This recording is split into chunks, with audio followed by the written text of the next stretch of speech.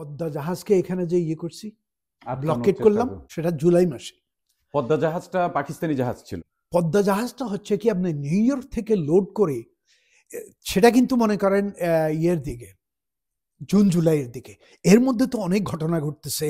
আমরা এখানে চেষ্টা করতেছি কিভাবে পাকিস্তানি জাহাজে কোনো আর্মস এমিউনিশন না যায়।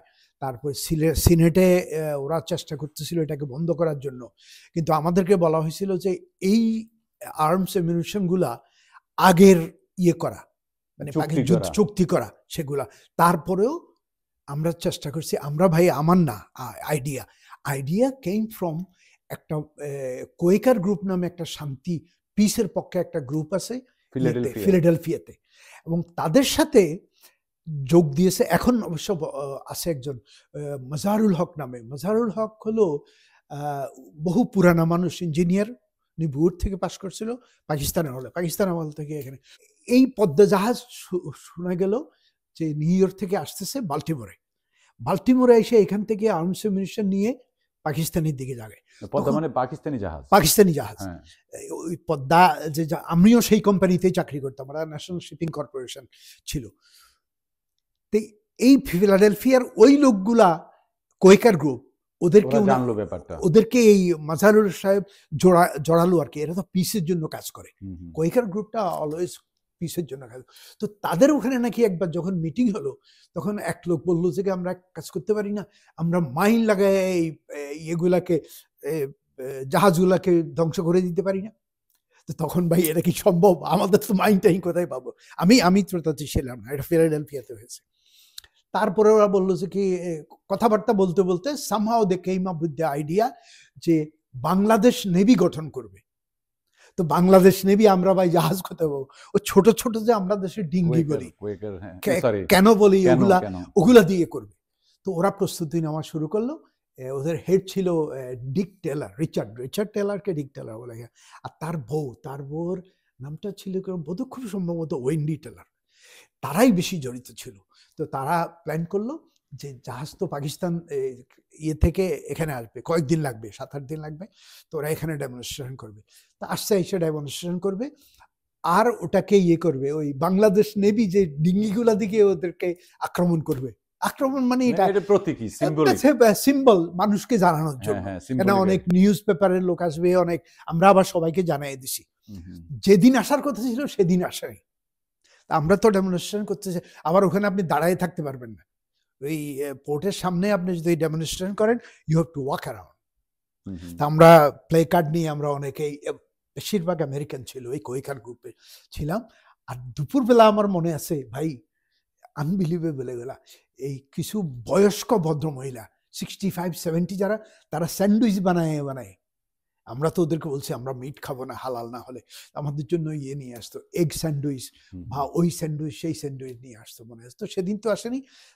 আমরা আবার খবর নিতে পারতাম। আপনি এখানে ওই পাইলট অ্যাসোসিয়েশনে খবর করতে বলতে পারেন, আবার পেপারেও আসতো কোন দিন কোন জাহাজ আসতেছে।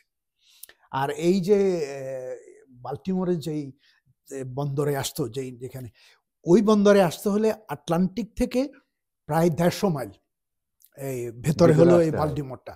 তো ওই জন্য ওদের পাইলটের দরকার ছিল। তা আমরা খবর পেতাম, পাইলটদেরকে কল করলে ওরা বলে দিত যে কোন কোন জাহাজ কোন দিন আসতেছে। তো আমরা খবর পেলাম যে পদ্মা এদিন আসতেছে।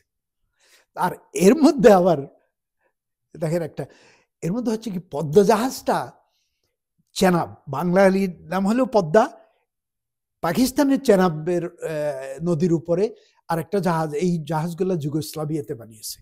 এই দুটো শিপ ছিল সিস্টার শিপ। এবং 1968 সালে আমি ইয়েতে জুলাই আগস্টের দিকে এই চেনাব জাহাজে আমি ডিউটি অফিসার ছিলাম অল্প কিছুদিন। ডিউটি অফিসার থাকার ফলে আমি তো এই পদ্মা জাহাজ আর এটা একেবারে ডিটো কপি জানতাম। তো আমাদের একজন, আমি এর নাম বলবো না, সে আমাকে বললো যে একটা কাজ করো, এই জাহাজের ইঞ্জিন রুমে কিভাবে যেতে হয় সেটা একটা ড্রয়িং করে দাও। এতে স্বাভাবিক ব্যাপার, বুঝছেন না? তা আমি ড্রয়িং করে দিলাম।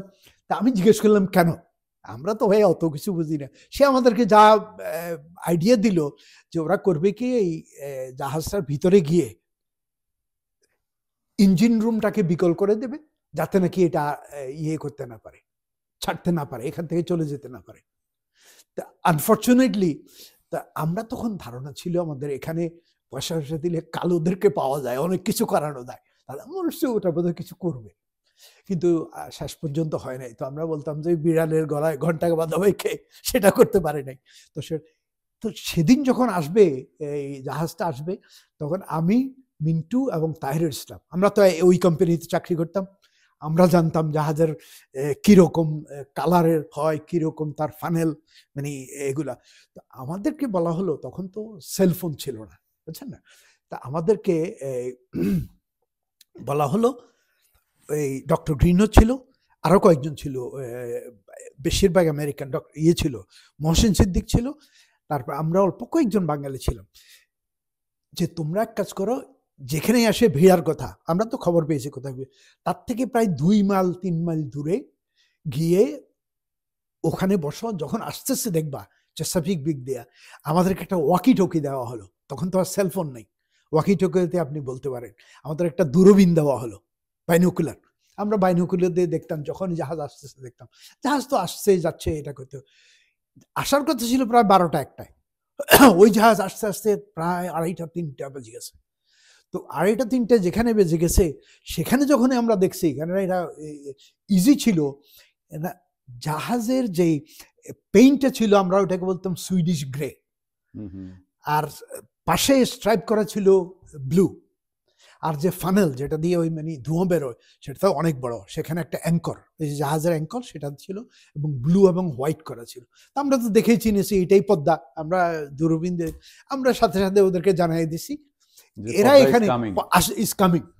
এরা এখানে একটা ছোট একটা পার্ক ছিল, আপনাকে যদি পারতাম নিয়ে যেতাম, সেখান থেকে সবাই এবারে কেন টেন নিয়ে 7-8টা কেন, বেশি না, আমরা মনে করেন লোকজন 20 জন 15-20 জন হলাম।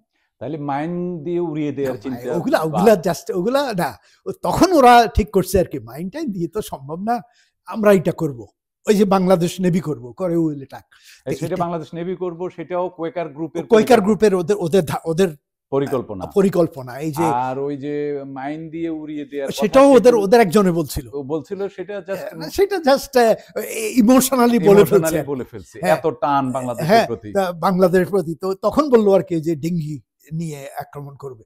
তো যাই হোক, আমাদেরকে আবার এই ডক্টর মহসিন সিদ্দিক, ওর একটা গাড়ি ছিল, ভক্সওয়াগন, বাংলাদেশে ভক্সওয়াগন বিটল, একটা, আমার কাছে একটা ফটো আছে, আপনাকে দেখাবো, ওই গাড়িটা আছে কিন্তু ওই ফটোতে, সে আমাদেরকে নামাইও দিল, আবার উঠাইও নিয়ে আসলো।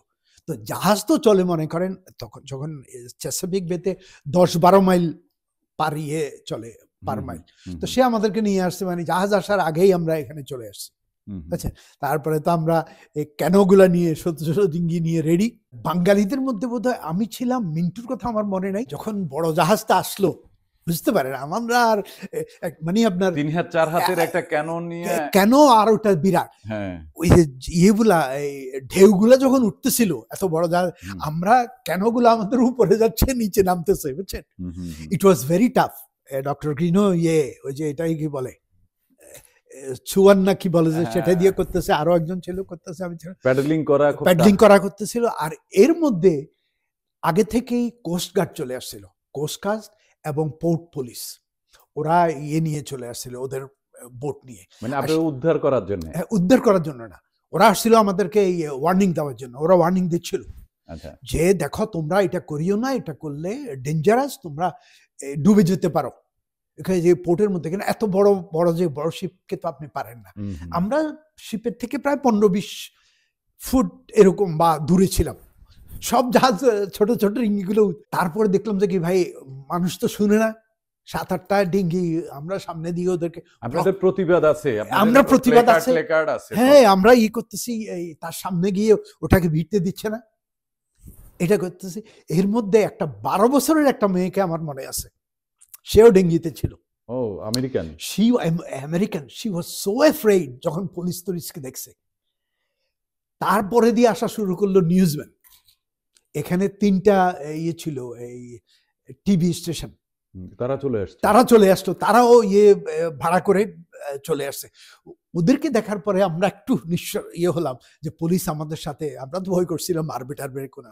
ওই মেয়েটাও আমার একদম পরিষ্কার মনে আছে, ও আই এম রিলিভ নাও, সে বলছে, এটা 12 বছরের মেয়ে। তো সে একটা উঠে গেল, আর ডক্টর গ্রিনো আমাকে বললো যে কি ইউ আর নো সেফ, কেন তোমাকে যদি অ্যারেস্ট করে, বিকজ তুমি এখানে হলো temporary, you don't have any visa. আমারে তাড়াতাড়ি করে উনি উঠাই দিল, আমি উঠে চলে আসলাম, তারপর উনিও চলে আসলাম। আমার ধারণা ছিল হি ওয়াজ অ্যারেস্টেড, কিন্তু নয়, আমি লাস্টে বলছিলাম ওনাকে অ্যারেস্ট করছে, ওনাকে অ্যারেস্ট করেনি, অন্য 7 জনকে অ্যারেস্ট করছে। প্রতীকী অ্যারেস্ট? হ্যাঁ, যারা ইয়ে ছিল এরা সবগুলোই ছিল এই কোয়েকার গ্রুপের। আচ্ছা, অ্যারেস্ট করে ছেড়ে দিয়ে? না, অ্যারেস্ট করে সেদিন তো ওটা করতে করতে সন্ধ্যা হয়ে গেছে, তাদেরকে ওখানে জেলখানায় নিয়ে গেছে, ওখানে মানে যে পুলিশের স্টেশন, ওটা বলতে সাউথ ওয়েস্ট নাকি একটা স্টেশন, ওখানে আমরা রাত্রে গেলাম ওদের সাথে দেখা। কোন নদীতে এটা? এটা চেসাপিক বে এটাকে বলে।